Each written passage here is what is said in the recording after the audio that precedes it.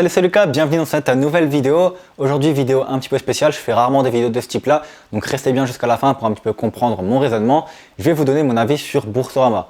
Alors bien sûr, cette vidéo n'est pas sponsorisée par Boursorama et je peux également vous donner un code de parrainage pour gagner 130 € puisque je n'utilise plus Boursorama et je vais vous expliquer pourquoi dans cette vidéo. Alors rapidement, pour répondre à la question que beaucoup de gens me posent, on me demande souvent quelle est la banque que j'utilise. J'utilise deux banques.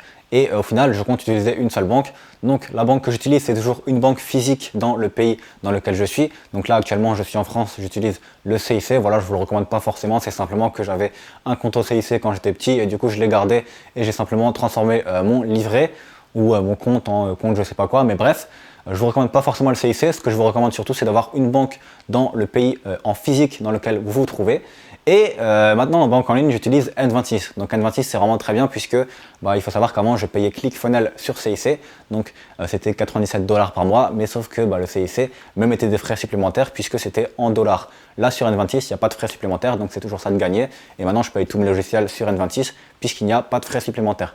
Donc voilà, actuellement j'utilise N26. Si vous voulez vraiment savoir quelle banque j'utilise, c'est celle-là. Alors rapidement pour parler maintenant de Boursorama. Pourquoi est-ce que j'avais utilisé Boursorama et pourquoi est-ce que je ne l'utilise plus? Il faut savoir que du coup, à la base, j'avais un seul compte qui était mon compte CIC. Je me suis lancé en auto-entrepreneur et du coup, même si c'est pas obligatoire, c'est quand même recommandé d'avoir un deuxième compte avec un compte professionnel où vous mettez toutes vos dépenses. Donc ce que j'ai fait, c'est que j'ai pas pris un compte professionnel à la base, je voulais simplement créer un compte perso. Et il faut savoir que c'est autorisé en France de prendre un compte personnel. Donc j'ai pris un compte personnel chez Boursorama. Et je l'ai pris en avance, je l'ai pris au moins 6 mois à l'avance en me disant que de toute façon je vais me lancer en auto-entrepreneur bientôt et voilà, il y avait un truc à 130 € pour je sais plus quel événement, du coup j'ai reçu 130 € en même temps et c'était plutôt cool. Voilà, donc bien sûr ce qui est intéressant avec Boursorama également c'est que avec des parrainages vous pouvez gagner 130 €. Attention tout de même puisque dans la clause il y a marqué que si vous fermez votre compte au minimum, au moins d'un an après l'ouverture, Boursorama peut vous reprendre les 130 €. Donc voilà, moi je l'ai fermé un an après l'ouverture. Du coup, Boursorama ne m'a pas repris les 130 €.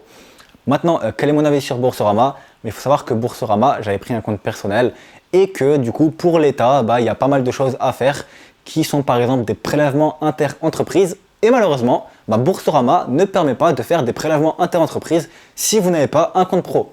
Donc c'est la logique de la France. Les comptes pro ne sont pas obligatoires quand vous êtes auto-entrepreneur, mais par contre, vous êtes obligatoirement obligé de prendre un prélèvement inter-entreprise. Donc c'est assez marrant puisque au final, vous êtes obligé d'avoir un compte pro pour faire un prélèvement inter-entreprise et vous ne pouvez pas faire de prélèvement inter-entreprise avec un compte perso. Donc au final, l'État autorise les comptes perso, mais les banques, ils s'en foutent. Eux, ils n'en ont rien à faire que l'État autorise quelque chose. Ils font le contraire, ils vous empêchent d'avoir un compte perso. Et du coup, il n'y a que dans le compte pro que vous pouvez faire des prélèvements inter-entreprises. Donc je parle uniquement des banques en ligne maintenant. Donc voilà, j'ai envoyé un email à Boursorama puisque même si c'était 7 € par mois le compte pro, j'avais pas envie de payer 7 € simplement parce que j'avais l'impression un peu de me faire arnaquer déjà de base puisque c'était autorisé d'avoir un compte perso. Donc je ne voyais pas pourquoi je devais prendre un compte professionnel à 7 € chez Boursorama, sachant que j'avais aucun autre avantage avec ce compte-là. Donc j'ai envoyé un email pour demander si je pouvais faire un compte inter-entreprise. Ils m'ont pas répondu. Ensuite, ils m'ont répondu, je sais pas, par exemple un mois plus tard, et ils m'ont envoyé simplement le règlement avec marqué qu'on peut pas faire de prélèvement inter-entreprise. Du coup, je leur ai renvoyé un email et je leur ai dit que s'ils ne m'autorisaient pas à faire le prélèvement inter-entreprise, j'allais aller chez N26 qui eux proposent un compte professionnel gratuit avec le prélèvement inter-entreprise. Voilà, maintenant il faut savoir que chez N26, c'est une banque allemande et du coup les prélèvements inter-entreprises avec l'État ne fonctionnent pas forcément en automatique, il faut faire quelques manipulations, mais bref. Donc voilà, du coup, j'ai quitté la banque puisqu'ils ne m'ont pas répondu et à la seconde où j'ai quitté, même pas une heure après, ils m'ont envoyé un email et ils ont répondu à mon email qui datait d'il y a 3 semaines en me disant que si je voulais, je pouvais mettre un prélèvement inter-entreprise, que je devais l'envoyer à cette adresse email. Malheureusement, c'était trop tard, j'avais quitté Boursorama et tant pis pour eux s'ils n'avaient pas répondu à l'email et qu'ils pensaient que finalement je n'allais pas quitter la banque et que j'allais prendre un compte professionnel. C'est pas le cas, j'ai quitté la banque, j'ai pris mes 130 € et je suis allé du coup chez N26. Maintenant, je vais vous donner mon avis quand même sur Boursorama. Boursorama, le compte personnel est très bien si vous ne voulez pas de compte professionnel, bien sûr. Si vous voulez une banque en ligne, Boursorama, c'est très très bien. Maintenant, il va falloir quand même un minimum de revenus. Moi, j'avais un minimum de revenus, du coup, j'ai pu avoir une carte avec un minimum de paiement.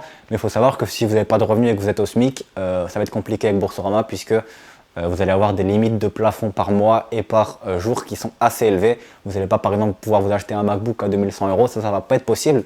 Et vu que moi j'ai quelques dépenses de ce type-là, c'était un peu compliqué pour moi. Mais heureusement, vu que j'avais pas mal de revenus, ils m'ont mis un plafond bien plus élevé que le plafond de base.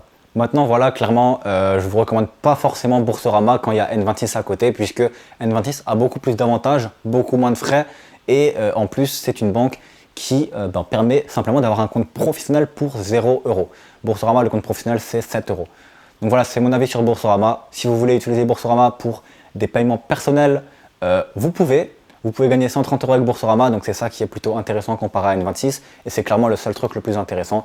Sinon, je vous recommande simplement d'aller chez N26. Si vous voulez un compte pro, dans tous les cas, n'allez pas chez Boursorama, puisque vous aurez simplement l'obligation de payer 7 euros pour un compte professionnel, et il y a des meilleurs comptes professionnels.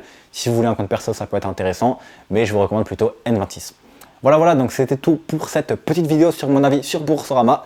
N'hésitez pas à vous abonner à la chaîne YouTube si vous voulez avoir mon avis sur d'autres choses ou si vous voulez simplement avoir des conseils sur le business, etc. etc. Voilà, on se retrouve du coup de l'autre côté dans d'autres vidéos pour les personnes qui se sont abonnées. Il y a également une formation offerte juste en dessous de 1 heure pour créer votre business sur Internet. Voilà, on se retrouve du coup dans les différents canaux en fonction de ce que vous avez choisi. A tout de suite, ciao!